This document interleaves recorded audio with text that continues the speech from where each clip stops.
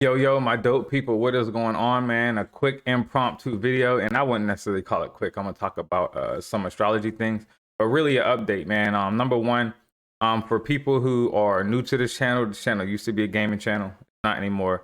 I'm not starting a new channel, but this is going to be a channel about astrology. It's going to be a channel about probably some tarot as well, because I do tarot and astrology and multiple other things, but mainly astrology and tarot for sure. I might sprinkling a little little different things here and there. But that's just a quick update on that. But really what I wanted to talk about was Pluto and Aquarius, man. I know in astrology there are some people talking about it for sure, and I wanted to make sure I spoke about it because it is something that I've been speaking about off and on for the past, I'll say 3 months or so. And I've been studying astrology since 2023. Specifically, I want to say June or July 2023. I just started my class not too long ago, so I'm working on it as well. But yeah, man, let's talk about Pluto and Aquarius, man. I'm gonna bring up some stuff for y'all, and it is important to highlight because I don't want people to think that this is just these are transits that happen every day when it's really not. Number one, before I even get into that though, I'm going to explain what Pluto is about, and I'm going to explain, what Aquarius is about and why this is so big. I'm gonna give you some, things that happened on the last Aquarius, the last Aquarius stage. But with that being said, okay, number one, Pluto.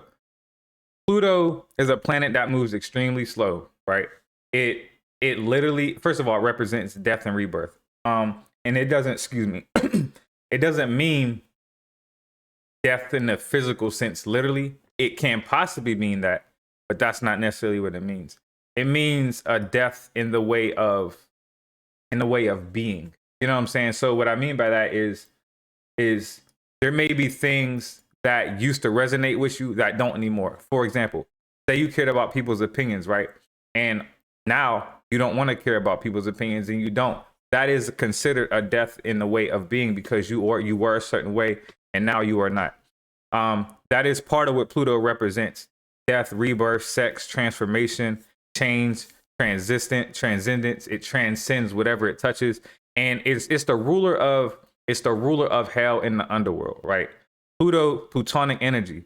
It goes to the depths of whatever it's in, and it brings up anything that was unconscious up to the conscious for you to see and made aware of. You know what I'm saying? So this is what Pluto represents, and it only moves into a different sign once every, I want to say, between 16 to 20 years, give or take, because it takes Pluto 248 years to circle the whole zodiac. The last time we had the Pluto and Aquarius cycle was in 1776. I'll get to that in a minute. Hold on. But I want to talk to you now. You take all of these characteristics about Pluto, right? It's literally death and rebirth. You're literally rebirthing yourself into basically a different person, right? And what was I saying? Okay, so Aquarius, right? Now, this is where we're going to get onto, because it's been in Capricorn. It's been in Capricorn for like the last, again, 15 years or so. The last time we had a big change with Pluto was in 2008. Ironically, in 2008, I went into the military January 18th Pacific. Now, this is big because Capricorn is a different, Capricorn is a different energy. The sign is a different energy. Capricorn is about having the will, the structure, responsibility, discipline. It's very strategic. It's very independently driven. That's what it stands. That's the Capricorn energy. It's patient. It's responsible. It could be pessimistic, hence why these structures and societies are like this now. It can be, the Capricorn energy can also be greedy. It could be rigid, ruthless, a little bit cynical. But this is the Capricorn energy, and this is what Pluto has been in for, since 2008 or so, I believe. So now I'm gonna get into Aquarius, and then I'm gonna tie in why this cycle is so important. Aquarius energy. First of all, Aquarius is a fixed sign, right? Capricorn is a cardinal sign. Cardinal signs are the initiators in the zodiac. The fixed sign, in Aquarius is a fixed sign.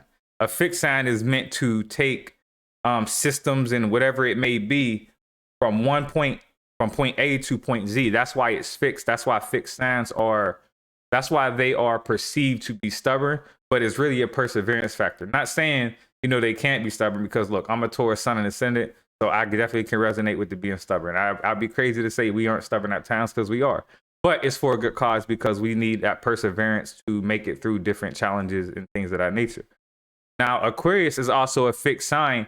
And Aquarius is, listen, first of all, Aquarius energy, Aquarius is about humanity, right? It's about technology. It's about innovation, right? It brings universal information from the spiritual realm down to the physical. That's why the sign for Aquarius is a male figure pouring down a bucket of water, but it's not water, it's the divine essence, which represents the divine information that we need to really create our own reality.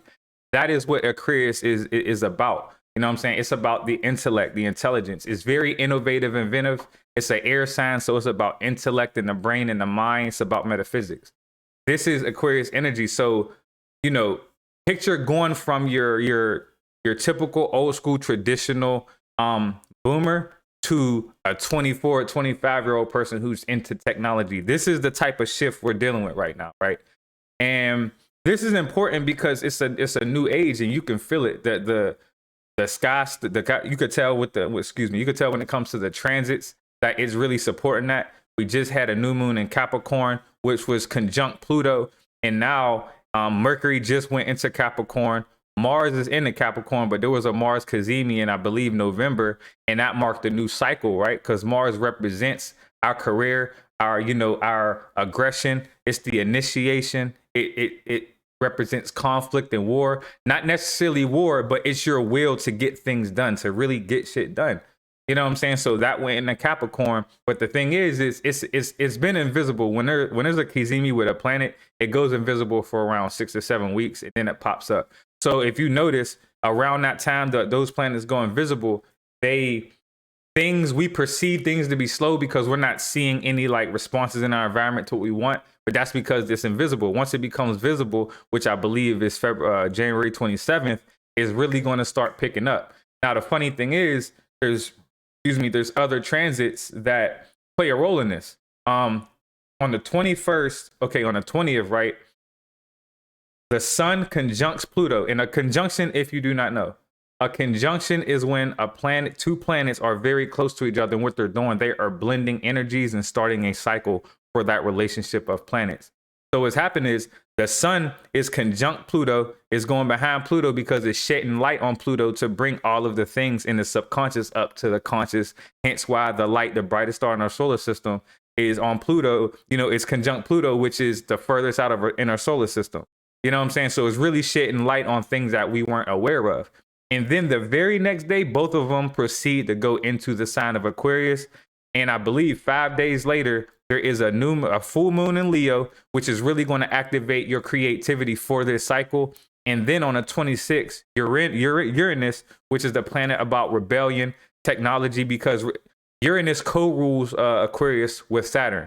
And again, Uranus is about rebellion. It's about technology. Uranus is the only planet that has a tilt on its axis because it wants to be different than any other planet. Hence why it gets that rebellious type of energy. So this is the type of things we're dealing with, and it's a cycle. So everything is changing right now. So things are really going to start picking up. And this Pluto to Aquarius cycle is big because I'm gonna go over some things that happened during the last Pluto and Aquarius transit. And let me look at my phone because look, there's so many things. I wrote this down in my notes, so bear with me.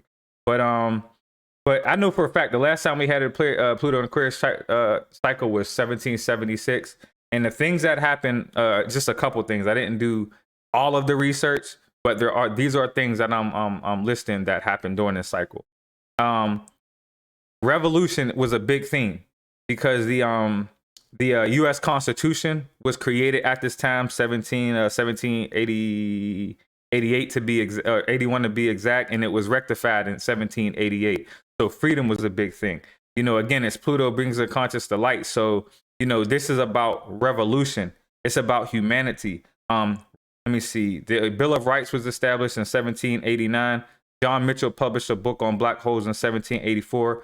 Ironically, Uranus was discovered in 1781. Let's see. There was a couple other things. The father of chemistry discovered the composition of air in 1778.